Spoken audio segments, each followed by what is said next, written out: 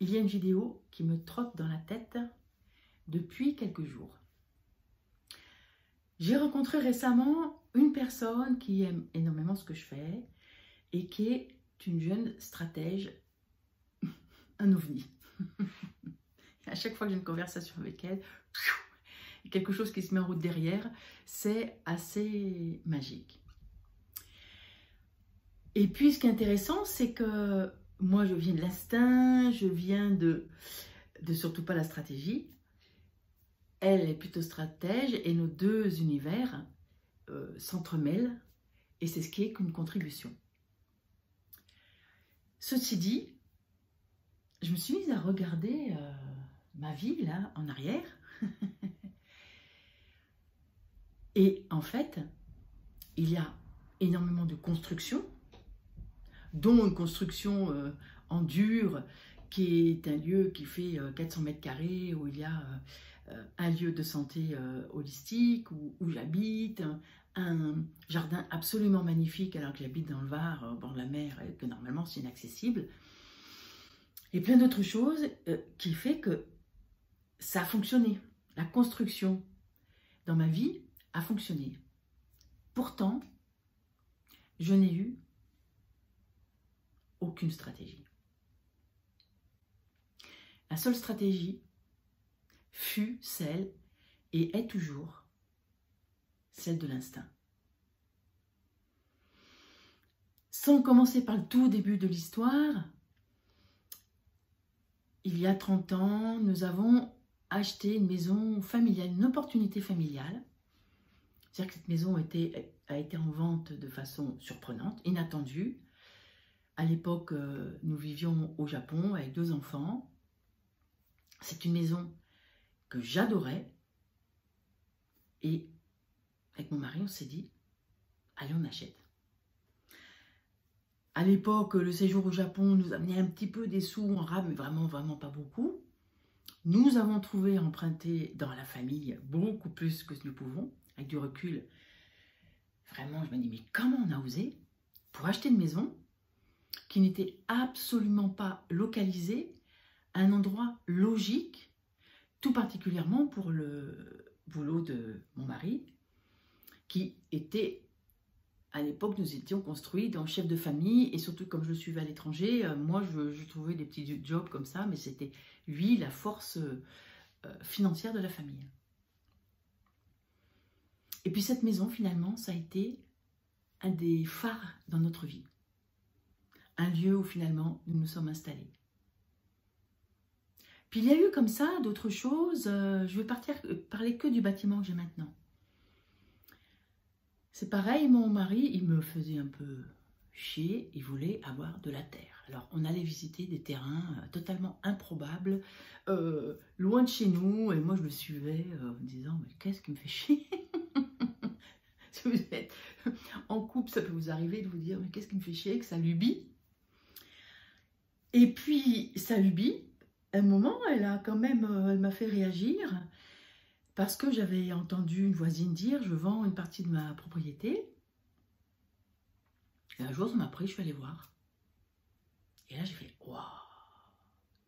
Le terrain qui était caché derrière des arbres, de l'autre côté, du côté rue, c'était très sombre, plutôt hostile. Et une fois qu'on avait franchi la barrière d'arbres, c'était juste waouh!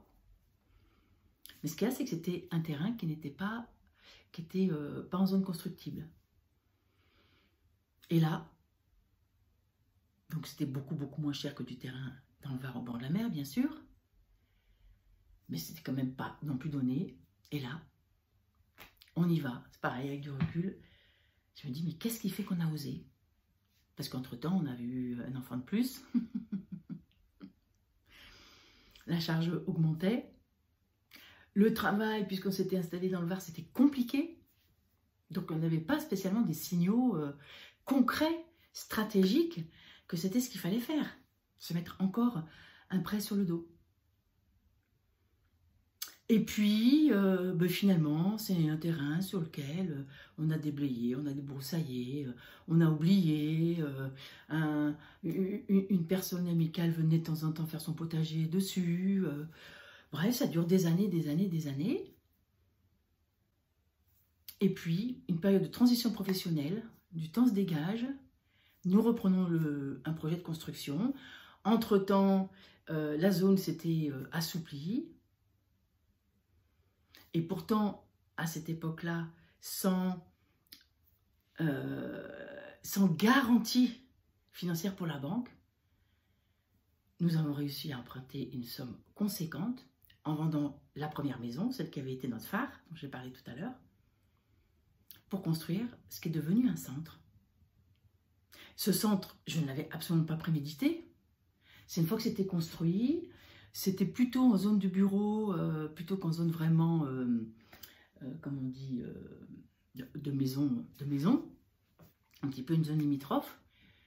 Et moi, je me suis dit, bah, tiens, pourquoi mon boulot est loin, pourquoi je ne réouvrirais pas mon cabinet là? Et puis, à ce moment-là, je me suis rendu compte qu'il y a plein de gens qui avaient suivi un petit peu ma façon non conformiste de conduire ma carrière de sage-femme à l'époque.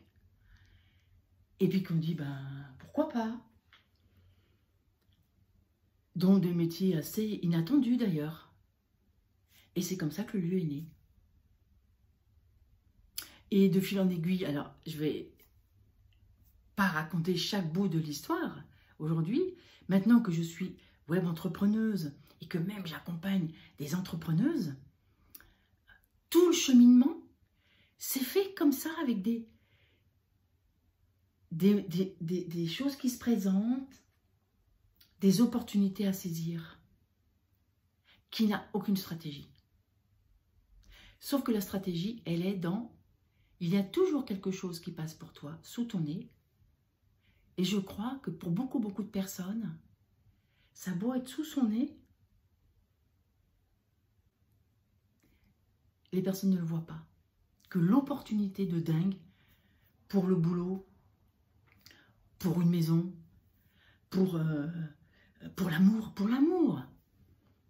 À des stages que j'animais, j'ai vu plusieurs fois des rencontres de personnes qui avant m'avaient dit qu'elles étaient seules, etc. Puis ça se voyait, la vibration, il y avait la vibration. Mais des personnes qui ne se sont pas rencontrées, la peur, il y avait la peur devant.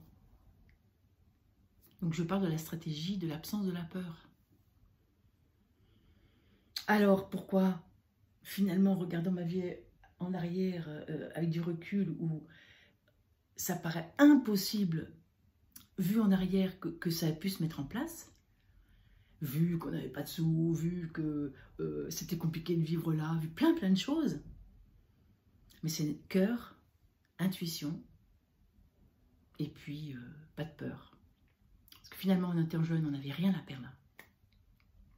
Et ça y est, ça devient d'ailleurs plus compliqué de faire la discrimination de l'intuition et de la stratégie depuis qu'il n'y a plus à perdre en quelque sorte. Ça m'oblige à chaque fois à me remettre en disant, mais non, mais c'est comme si tu... Remets-toi dans cette énergie de la jeunesse, de l'élan. Et là où je voulais en venir, où ça revient sur l'intimité, c'était ça, mon sujet, c'est toujours mon sujet. C'est-à-dire, s'il y a une peur et que tu fonces en disant « ça va passer », c'est parce que tu es stable dans ta verticalité.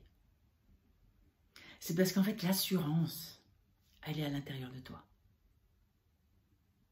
Bassin, du coup, cœur sain, du coup, esprit sain et saïenne.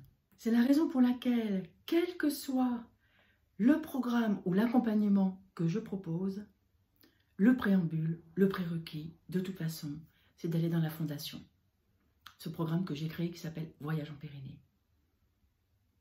Parce que dans mon expérience de ma vie, dans l'expérience de ce que j'accompagne, que ce soit l'accouchement, que ce soit l'accouchement de soi-même, que ce soit accoucher de son business, et que ce soit du projet dont je vais vous parler juste après, s'il n'y a pas de solidité à l'intérieur, s'il n'y a pas de paix à l'intérieur, de la fondation de notre maison intérieure, c'est très compliqué, c'est très fatigant, voire impossible, et toujours en dents de scie.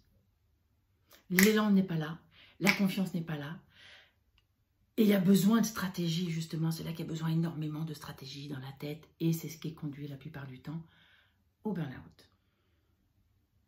Voilà, alors bien sûr, je suis intéressée que tu réagisses l'absence de stratégie. Je pense justement cette jeune amie qui est une magnifique stratège qui va rigoler.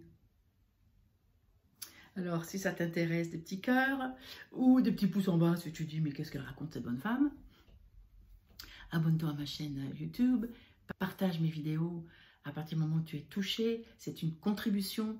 Je suis sur un projet encore plus grandiose d'un tour du monde à la rencontre des femmes particulièrement, pas seulement, qui œuvrent à influencer vers un monde meilleur, un tour du monde en voilier qui est en rouge. Je suis en train d'acheter ce voilier-là et pour entraîner avec moi des entrepreneuses leaders du cœur, intrépides aussi, qui seront peut-être sur mon bateau pour faire des bouts du voyage ou qui, avec moi, iront à la rencontre d'autres femmes leaders et inspirantes qui ont envie de construire le monde nouveau qui est là, qui vibre énormément.